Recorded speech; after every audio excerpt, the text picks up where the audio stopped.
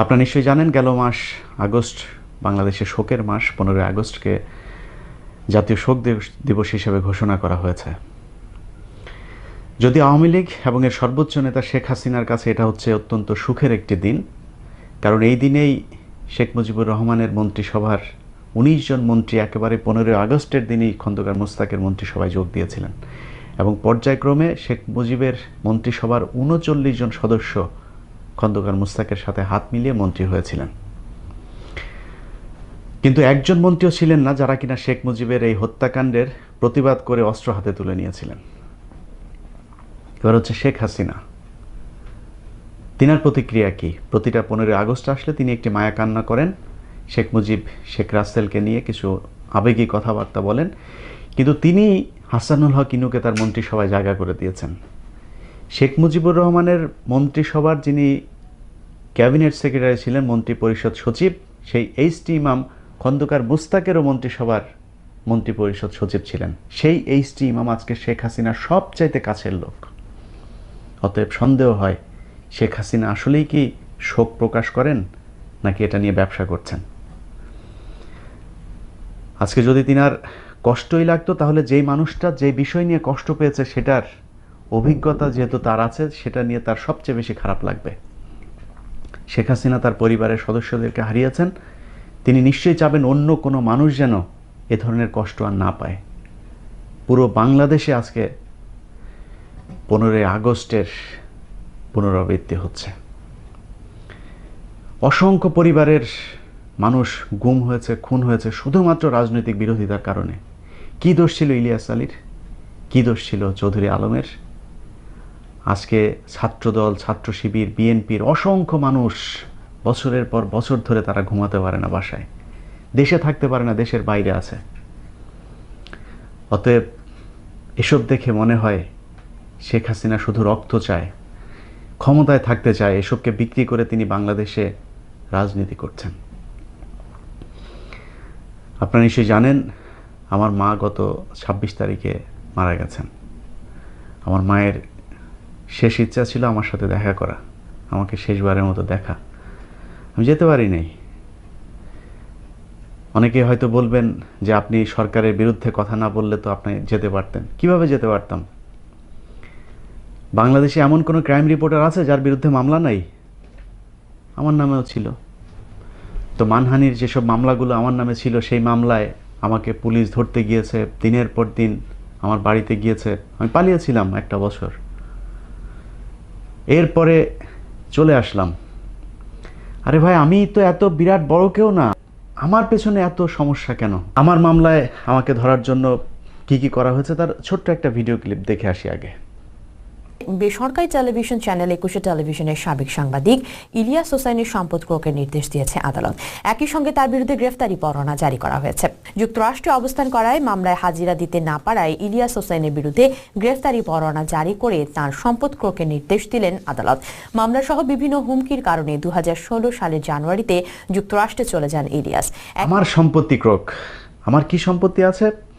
আমার কোনো ব্যাংকে যদি চারানা পয়সা যদি আপনি পান নিয়ে নেন, আমার নামে যদি কোনো জমি থাকে, কোনো বাড়ি থাকে নিয়ে নেন। আমার একটা বাড়ি আছে যেই বাড়িটা কিনা কত সালে কেনা হয়েছে, সেই সময় আমার বয়স কত, সেগুলো খোঁজ নিয়ে দেখেন। সেই বাড়িতে তালা মারতে যাচ্ছেন। আমার মা মারা গেলেন, আমার মায়ের উপরে নির্যাতন কম করা হয় নাই। কোনো বিএনপির মন্ত্রী এমপির বাসায় এতবার পুলিশ গিয়েছে কিনা, এত সংস্থা থেকে পুলিশ গিয়েছে কিনা আমি জানি না। ডিজিএফআই, ডিএসবি, ডিবি, পুলিশ, এমন কোনো সংস্থা নাই যান নাই। সবশেষ গিয়ে বাড়িতে গিয়ে ভিডিও করে এনেছেন। কেন রে ভাই, আমি কি মানে সন্ত্রাসী নাকি? যাই হোক, আমার মা মারা গেছে, সেটা নিয়ে কারোর কাছে করুণা চাই না। আমাকে কেউ সান্ত্বনা দেওয়ার জন্য ফোন দিচ্ছে, সে ফোনও রিসিভ করি না। ভাই, আপনি আমার মাকে ফেরত দিতে পারবেন? আমাকে সান্ত্বনা দিয়ে শুধু আমার মার কথা মনে করিয়ে দিচ্ছেন, ফোনে কথাও বলি না। অতএব আমার মতো একজন ইলিয়াসের জীবনে কি কষ্ট, সেটা নিয়ে কথা বলার দরকার নাই। হাজার হাজার লক্ষ লক্ষ মানুষ দেশে থাকতে পারে না, গুম হয়েছে, খুন হয়েছে, বাড়িতে ঘুমাতে পারে না। অতএব তাদের কাছে আমার এই কষ্টটা কিছুই না। আমি এটা মেনে নিচ্ছি, আপনারাও মানার জন্য প্রস্তুতি নেন। আমার মতো একজন সাধারণ অগুরুত্বপূর্ণ মানুষকে নিয়ে কথা বলতে আসি নাই, রাষ্ট্রের খুব গুরুত্বপূর্ণ একজন ব্যক্তিকে নিয়ে আজকে কথা বলবো, যিনি একজন বিচারক ছিলেন, তিনার নাম মোতাহার হোসেন। এই মোতাহার সাহেব, তিনার স্ত্রীও আমার মা মারা যাওয়ার 1 সপ্তাহ আগে মারা গেছেন। চিকিৎসা না পেয়ে দীর্ঘ 7 বছর মোতাহার সাহেব দেশের বাইরে আছেন। চাকরির একেবারে শেষ সময় চলে এসেছিল, ইচ্ছা ছিল পরিবার পরিজন নিয়ে মিলেমিশে তারপর থাকবেন, সেটা সম্ভব হয় নাই। আজকে 7 বছর ধরে তিনি দেশের বাইরে। তিনার স্ত্রী মারা যাওয়ার খবর শোনার পর থেকে তিনি পাগলের মতো আচরণ করছেন। হসপিটাল, ডাক্তার এগুলো করে তার এখন সময় কাটছে। মানসিক শারীরিক দুইভাবেই তিনি বিধ্বস্ত। তার এই করুণ পরিণতির কারণ কি জানেন? তিনি সরকারের সাজানো একটি মিথ্যা মামলার রায় সরকারের ইচ্ছে মতো দেয়নি। এটাই হচ্ছে তার অপরাধ।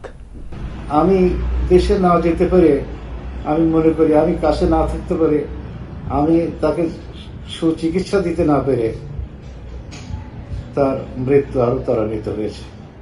আমাকে দেখার জন্য যে আহাজারি করেছে, এটা তো আমি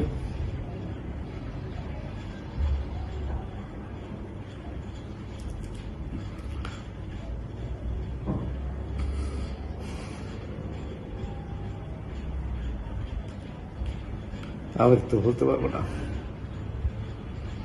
মোতাহার সাহেব, তার ব্যক্তিগত একটু পরিচয় জানা দরকার। তিনি তার চাকরি জীবনে চুয়াডাঙ্গা জেলাতে ছিলেন এবং চুয়াডাঙ্গা সহ দেশের যেই সব জেলাতে তিনি চাকরি করেছেন, বিচারকের দায়িত্ব পালন করেছেন, কোনো জায়গায় কোনো একজন মানুষ তার বিরুদ্ধে কোনো অনৈতিক কাজের অভিযোগ করতে পারবে না। যার পুরস্কার হিসেবে 111 সরকার এসছে। তারপরে তিনি যে বিশেষ আদালতগুলো ছিল, যেখানে চাঞ্চল্যকর বিভিন্ন মামলা পরিচালিত হতো, সেই কোর্টের বিচারক হিসাবে নিয়োগ পান। এবং সেখানে তিনি, আপনাদের নিশ্চয়ই মনে আছে, সৌদি কূটনীতিক খালাফ, তারপরে বসুন্ধরার মালিকের ছেলের বিরুদ্ধে যে হত্যা মামলা হয়েছিল, সেই মামলা, এই মামলাগুলো তিনি পরিচালনা করেছেন। অতএব তিনার সুনামের কোনো ঘাটতি নেই। কিন্তু বিপত্তি বাধে যখন কিনা সরকারের এই অসৎ উদ্দেশ্য তিনি বাস্তবায়ন না করেন, তখন আমাকে সরকার, আইন সচিব, ডিজিএফআই এরা বন্দুকের নলের মুখে দেশ ছাড়তে বাধ্য করেছে। তারা আমাকে হত্যার পরিকল্পনা করেছিল, আমাকে হত্যার হুমকি দিয়েছিল যে তারেক রহমানকে খালাস দিয়ে আমি যদি আমার চেম্বার থেকে বাহিরে যাই, সঙ্গে সঙ্গে আমাকে গুম করা হবে এবং আমার লাশ আমার সন্তান, আমার আত্মীয় স্বজন কেউ পাবে না, কোনোদিনও পাবে না। এই মামলাটা করেছিলেন খাদিজা ইসলাম নামে একজন নারী, যিনি কিনা চাইনিজ একটি কোম্পানির বাংলাদেশ প্রতিনিধি ছিলেন। তিনি সেই মামলাটা করেছিলেন গিয়াসউদ্দিন আল মামুনের বিরুদ্ধে, যিনি তার কাছে $7.5 লাখ ঘুষ নিয়েছিলেন একটি কাজের বিনিময়ে। সিঙ্গাপুরের যে অ্যাকাউন্টে টাকা দিয়েছেন, গিয়াসউদ্দিন মামুনের সাথে যে কথা হয়েছে, সব কিছু বর্ণনা দিয়ে তিনি মামলাটা করেছেন। সেখানে তারেক রহমানের কোনো নাম গন্ধ কিচ্ছু নাই। এবং সেই মামলাতে এই মোতাহার সাহেব রায় দিয়েছেন। সেটা রায় হয়েছে কি, 10 বছরের কারাদণ্ড দেওয়া হয়েছে, 40 কোটি টাকা জরিমানা করা হয়েছে গিয়াসউদ্দিন আল মামুনকে। কিন্তু সরকার তাতে সন্তুষ্ট হয়নি, কারণ সরকারের উদ্দেশ্য ছিল সেই মামলাতে তারেক রহমানকে জড়াতে হবে। অত্যন্ত ন্যায়পরায়ণ এবং একরোখা টাইপের মানুষ মোতাহার সাহেব। যখন তাদের কোনো প্রস্তাবে রাজি না হয়, তখন তাকে হাইকোর্টের বিচারক হিসাবে পদোন্নতি দেয়া, ধানমন্ডিতে একটি 5 কোটি টাকার বাড়ির মালিক করে দেয়া, শেখ হাসিনার সাথে সরাসরি সাক্ষাতের সুযোগ করে দেয়া, এই ধরনের অনেক প্রলোভন দেখানো হয়, কিন্তু তাতেও তিনি রাজি হননি। সবশেষ তখনকার যে আইন প্রতিমন্ত্রী কামরুল ইসলাম এবং আইন বিভাগের সচিব আবু সালে শেখ মোহাম্মদ জহিরুল হক দুলাল, তিনাকে শেখ হাসিনা দায়িত্ব দেন জোর করে এটা ব্যবস্থা করার, যেন তারেক রহমানের নাম কোনো না কোনোভাবে এই মামলাতে আসে এবং তার বিরুদ্ধে রায় দেওয়া যায়। কামরুল ইসলাম এবং দুলাল, এ দুজন তাকে নানানভাবে চেষ্টা করেন তারেক রহমানকে এই মামলায় ফাঁসানোর জন্য। যখন তাদের এই মিশন সাকসেস হয়নি, তখন তারা করেন কি, তাকে প্রধান বিচারপতি তখনকার এবিএম খায়রুল হকের বাসায় নিয়ে যান। সেখানে নিয়ে এবিএম খায়রুল হক তিনাকে বলেন, যদি চাকরি করতে চান তাহলে 10 থেকে 15 দিনের মধ্যে আপনাকে এই মামলা শেষ করতে হবে, প্রতিদিন শুনানি দিয়ে তারপর তারেক রহমানকে কনভিক্ট করতে হবে। তিনি তাকে বলেছেন যে স্যার, এই মামলায় আমি যা পাবো, আইন যা বলে আমি সেভাবেই রায় দেব। তখন দুলাল এবং কামরুল বুঝতে পারেন যে তিনি তাদের ইচ্ছা মতো এই মামলাতে রায় দিচ্ছেন না। যেহেতু তার পেছনের যে ইতিহাস, তিনি কখনোই অনৈতিক কোনো কাজের কাছে, কোনো চাপের কাছে নথি স্বীকার করেননি, আপোষ করেননি, সেহেতু তারা মনে করছেন যে এই মামলাতেও তারা তাদের ইচ্ছা মতো যে বানানো রায় সেটা দেবেন না। যে কারণে ডিজিএফআইয়ের তৎকালীন যে মহাপরিচালক মেজর জেনারেল আকবর হোসেন, তিনার অফিসে তিনাকে নিয়ে যান। সেখানে নিয়ে তাকে দিয়েও কিছু ভয়ভীতি দেখানোর চেষ্টা করেন, কিন্তু তাতেও তিনি একই জবাব দিয়েছেন। সবশেষ মামলার ঠিক দুদিন আগে, অর্থাৎ 15ই নভেম্বর 2013 তারিখ, সেদিন তারা একজন হাইকোর্টের বিচারক অশীষ রঞ্জন দাস ধানমন্ডির সেই বাসাতে নিয়ে যান।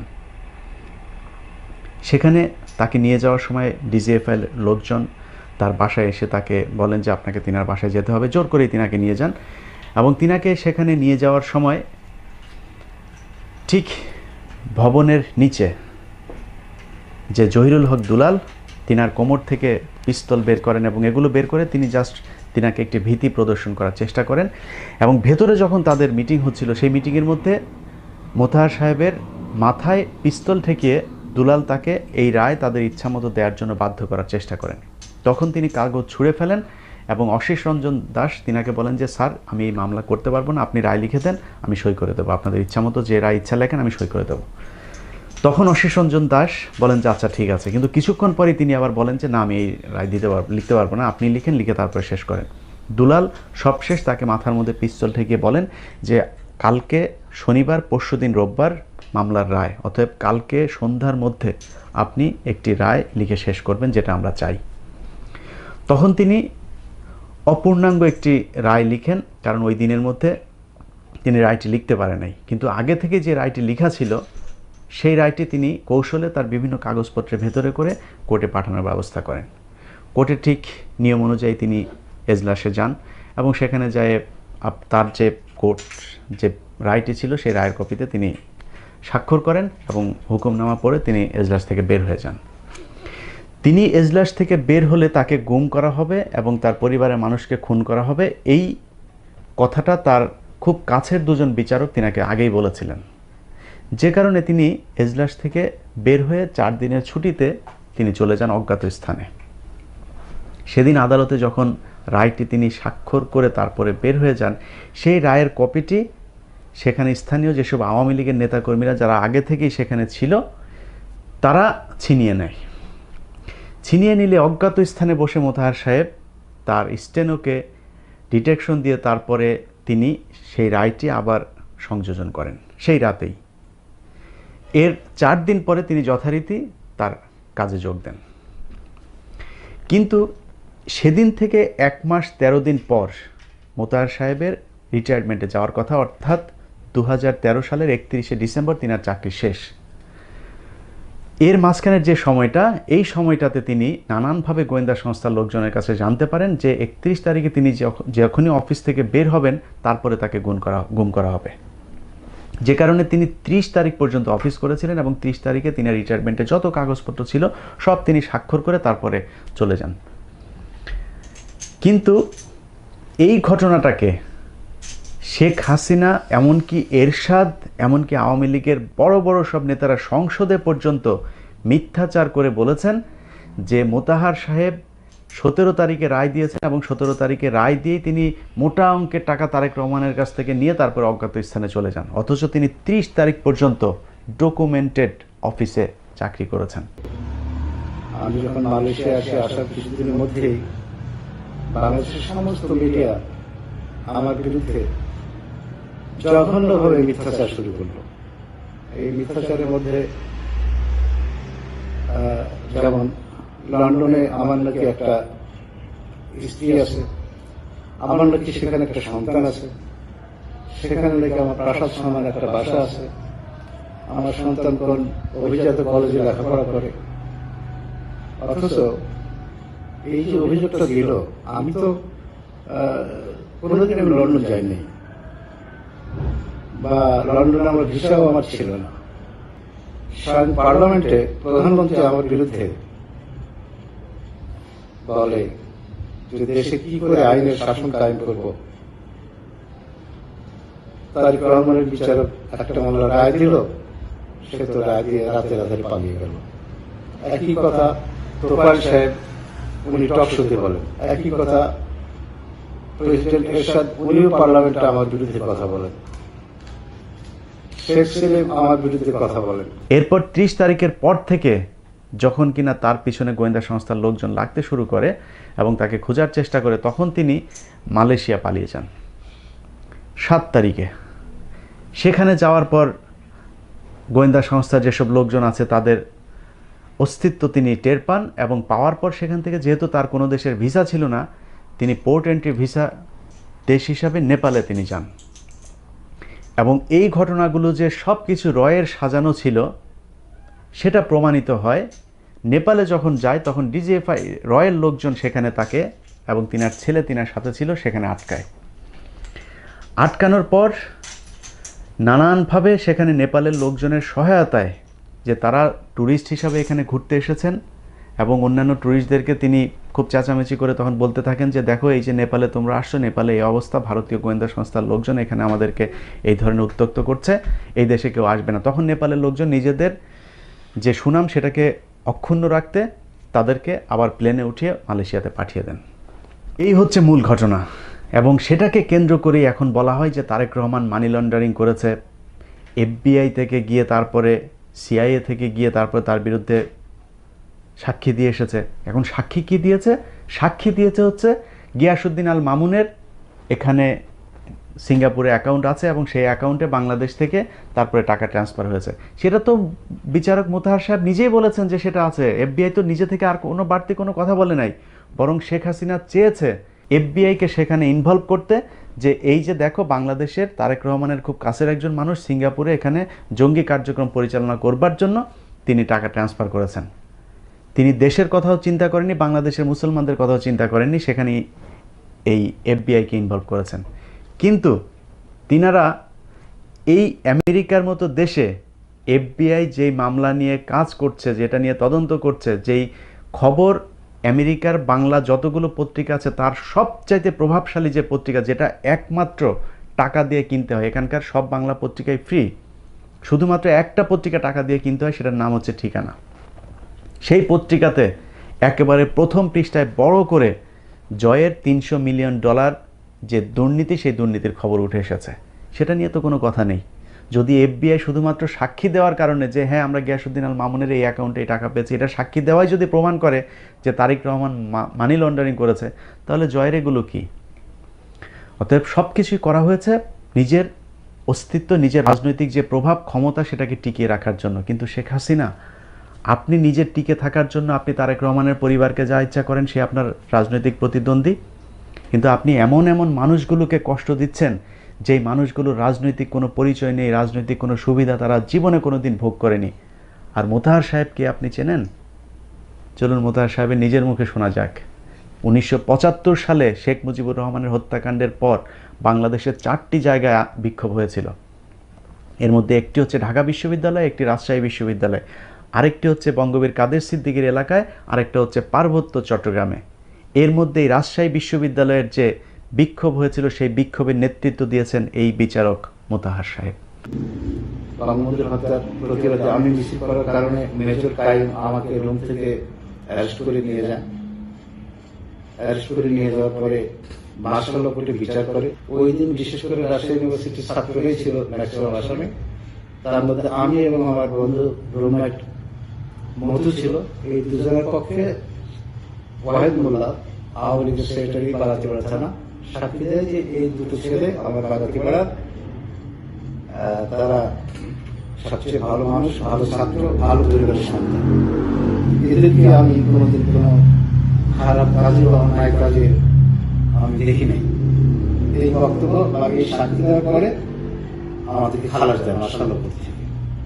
প্রিয় দর্শক, বিচারক মোতাহার তার স্ত্রীকে হারানোর এই শোক হয়তো একদিন কাটিয়ে উঠবেন, কিন্তু তার স্ত্রীকে হারানোর কারণে যে সন্তানরা এতিম হলো, সেই এতিম সন্তানদের কাছে তার মাকে কি আর ফিরিয়ে আনা সম্ভব হবে?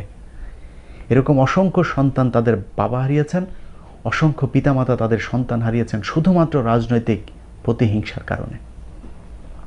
আজকে শেখ হাসিনার আশপাশে যেসব পাগলা কুকুরেরা কুকুরের মতো আচরণ করছে, তারা শেখ মুজিবুর রহমানের আশপাশেও ছিল। ইতিহাস কাউকে ক্ষমা করে না। এর বিচার বাংলাদেশের মাটিতে একদিন হবেই, কারণ ক্ষমতা চিরস্থায়ী নয়। হতাশ হওয়ার কিছু নেই। আজীবন শেখ হাসিনা ক্ষমতায় থাকবে না। কতদিন জোর করে থাকবেন? কতদিন? 100 বছর জোর করে থাকবেন? শেখ হাসিনা আরো 100 বছর বেঁচে থাকবেন। তারপর কি? আল্লাহ হাফেজ।